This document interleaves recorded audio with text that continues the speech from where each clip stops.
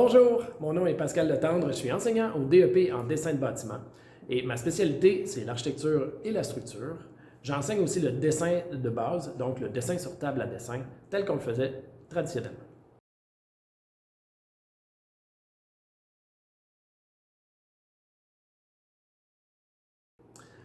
On me demande souvent c'est quoi la différence entre l'architecte et le dessinateur.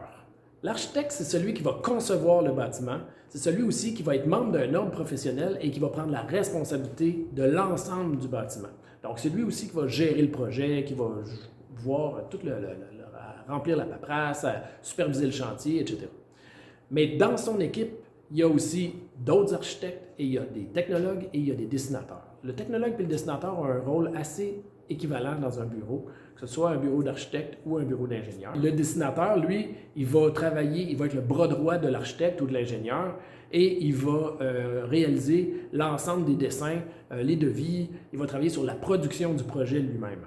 Donc, il va être en atelier, il va travailler en équipe avec d'autres personnes et ils vont faire en sorte de livrer les bons dessins au bon moment pour être certain qu'on puisse aller en appel d'offres et bâtir le bâtiment dans les dates prévues.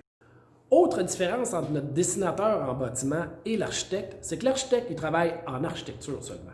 Notre dessinateur en bâtiment, lui, il pourrait décider d'aller du côté de l'ingénierie, en mécanique, donc ça c'est la plomberie, la ventilation, il pourrait aller en électricité, en télécommunication, il pourrait aller du côté de la structure, il pourrait aller travailler aussi avec des urbanistes, avec des architectes paysagistes, il pourrait aller travailler dans une foule de domaines qui va lui permettre de répondre un peu plus à son type de personne.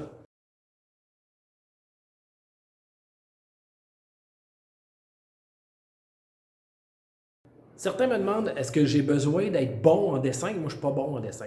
Est-ce que vous êtes débrouillard? Est-ce que vous aimez l'informatique? Parce qu'on va passer notre vie à chercher des solutions à des problèmes. On va aussi devoir apprendre des logiciels une fois de temps en temps, se mettre à jour sur nos logiciels. Et puis donc, on travaille essentiellement avec des logiciels de dessin à l'ordinateur. La table à dessin est presque plus utilisée aujourd'hui.